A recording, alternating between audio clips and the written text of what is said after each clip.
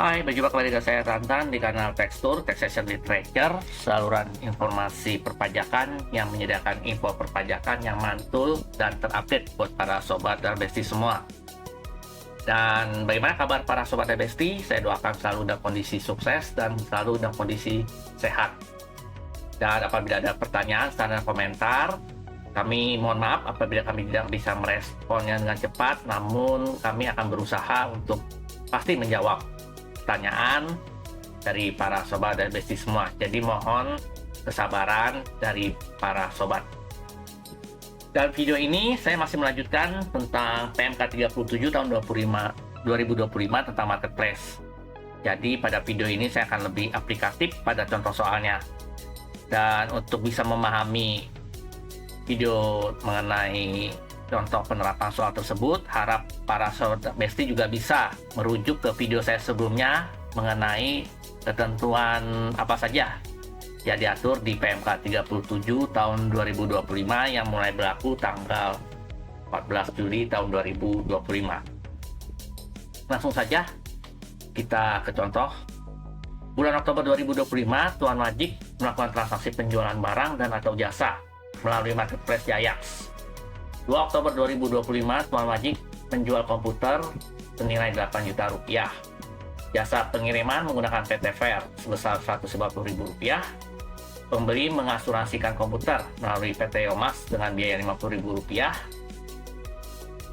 Tuan Wajik menyampaikan surat pernyataan bahwa peredaran brutonya pada tahun pajak berjalan sampai dengan 500 juta. Dia juga menyampaikan NIK dan alamat korespondensi.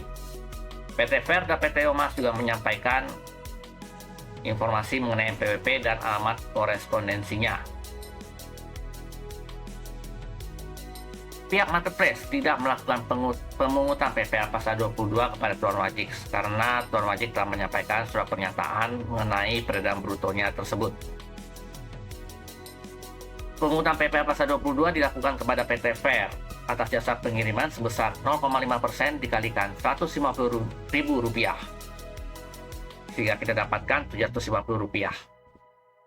Marketplace juga melakukan pemungutan yang sama kepada PT Omas atas jasa asuransi sebesar 0,5% dikali Rp50.000 kita dapatkan Rp250 sehingga marketplace menerbitkan dokumen tagihan yang merupakan dokumen yang dipersamakan dengan bukti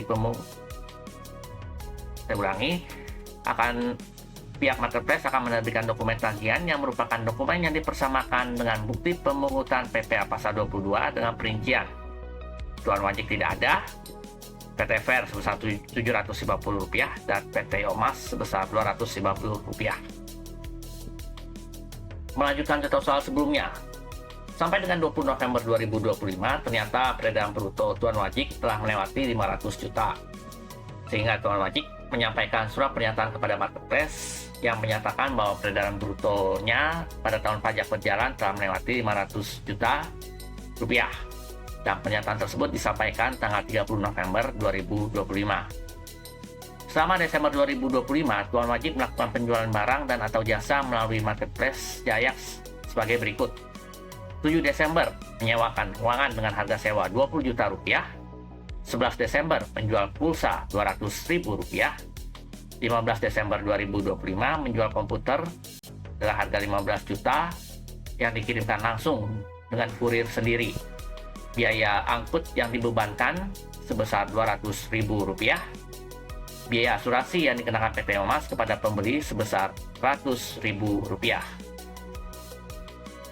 Marketplace melakukan pemungutan PPh 22 atas penghasilan dari sewa ruangan sebesar 0,5% dikalikan Rp20 juta sama dengan Rp100.000.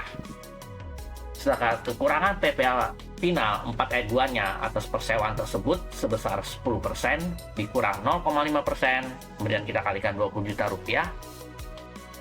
kita dapatkan angka Rp1.900.000 wajib disetor sendiri oleh Tuan Wajik paling lambat 15 Januari 2026. Tuan Wajik juga wajib melaporkan kekurangan PPh yang telah disetor dengan surat pemberitahuan masa pajak penghasilan unifikasi paling lama 20 Januari 2026. Marketplace tidak melakukan pemungutan PPh pasal 22 atas penjualan pulsa. Marketplace melakukan pemungutan PPh pasal 22 atas penghasilan penjualan komputer sebesar 0,5% dikalikan 15 juta rupiah ditambahkan 200 ribu rupiah, tidak dapatkan angka sebesar 76 ribu rupiah. Marketplace melakukan pemungutan PPh pasal 22 kepada PT Lemas atas jasa asuransi sebesar 0,5% dikali 100 ribu rupiah, tidak dapat angka 500 rupiah.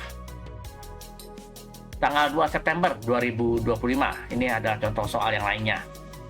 Nyonya Nani menjual 2 tas melalui Marketplace Jayax kepada pembeli di Surabaya dengan harga 600 ribu rupiah. Barang dikirim langsung oleh pemasok di Surabaya dan dikirimkan melalui mitra perusahaan aplikasi teknologi yang memberikan jasa angkutan, yaitu Tuan Sayem, yaitu driver online, dengan biaya pengiriman 50 ribu rupiah.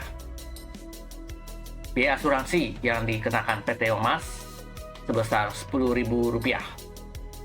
Nyonya Nina menyampaikan informasi NIK dan alamat korespondensi kepada Marketplace Jayax, sehingga pihak Marketplace melakukan pemungutan PPh 22 kepada Nyonya Nina 0,5% dikali 600 ribu rupiah, kita dapatkan 3 ribu rupiah. Karena Nyonya Nina tidak menyampaikan surat pernyataan yang menyatakan peredaran brutonya sampai dengan 500 juta rupiah pada tahun pajak berjalan. Marketplace tidak melakukan pemungutan PPh 22 kepada Tuan Sayem karena wajib pajak orang pribadi dalam negeri sebagai mitra perusahaan aplikasi teknologi yang memberikan jasa angkutan tidak dilakukan pemungutan. Marketplace melakukan pemungutan PPh 22 kepada PT Lemas atas jasa asuransi sebesar 0,5% dikali 10 ribu rupiah sama dengan 50 rupiah. Marketplace Jayax akan menerbitkan dokumen tagihan yang dipersamakan dengan bukti pemungutan PPh pasal 22 dengan perincian Nyonya Nina sebesar 3 ribu rupiah, Sayem tidak ada PPh 22 yang dipungut, dan PT Lemas sebesar 50 rupiah. Contoh berikutnya, Mr. Mustafa merupakan orang pribadi yang tinggal di Malaysia. Pada bulan November 2025, dia menjual sepatu olahraga kepada pembeli di Bandung dengan harga 30 juta rupiah melalui Marketplace Jayax. Mr. Mustafa menyampaikan surat keterangan domisili wajib pajak luar negeri, sehingga Marketplace tidak melakukan pemungutan PPh pasal 22 kepada Mr. Mustafa karena dia ada wajib pajak luar negeri yang menyerahkan surat keterangan domisili. Marketplace Jayax tetap menerbitkan dokumen tagihan yang dipersamakan dengan bukti pemungutan PPh pasal 22. Berikutnya, PT Handal melakukan penjualan 5 buah kemeja dengan total 1,5 juta rupiah di Marketplace Jayax. 2 September 2025, pengiriman dilakukan dengan PT Fair sebesar 50 ribu rupiah. Biaya asuransi yang dikenakan PT Lemas kepada pembeli 10 ribu rupiah. PT Handal menyampaikan informasi mengenai NPWP dan alamat korespondensi. Marketplace akan melakukan pemungutan PPh pasal 22 kepada PT Handal atas penjualan kemeja sebesar 0,5% dikalikan 1.500.000 rupiah. Didapatkan angka 7.500. Atas biaya pengirimannya dilakukan oleh PT Fair, Marketplace juga melakukan pemungutan PPh pasal 22 sebesar 0,5% dikalikan 50.000 rupiah sama dengan 250 rupiah. Marketplace juga melakukan pemungutan PPh pasal 22 kepada PT Lemas sebesar 0,5% dikalikan 10.000 rupiah sama dengan 50 rupiah. Marketplace akan menerbitkan dokumen tagihan yang dipersamakan dengan bukti pemungutan PPh pasal 22 dengan perincian PT Handal sebesar 7.500 rupiah, PT Fair 250 rupiah, dan PT Lemas 50 rupiah. Selain itu, PT Handal juga memiliki toko elektronik yang berlokasi di Tangerang. PT Handal menjual satu perangkat komputer kepada Dishub Jakarta dengan harga jual 60 juta rupiah. PT Handal menyerahkan surat keterangan yang menyatakan wajib pajak yang bersangkutan memiliki peredaran bruto sesuai dengan ketentuan di PP 55 tahun 2022 kepada pihak Dishub. Atas transaksi tersebut, pihak Dishub Jakarta memungut pajak penghasilan sebesar 0,5% dikalikan 60 juta rupiah, sudah dapatkan angka 300 ribu rupiah. Nah, beginilah contoh penerapan atau beberapa variasi contoh penerapan dari pemberlakuan PMK 37 tahun 2025.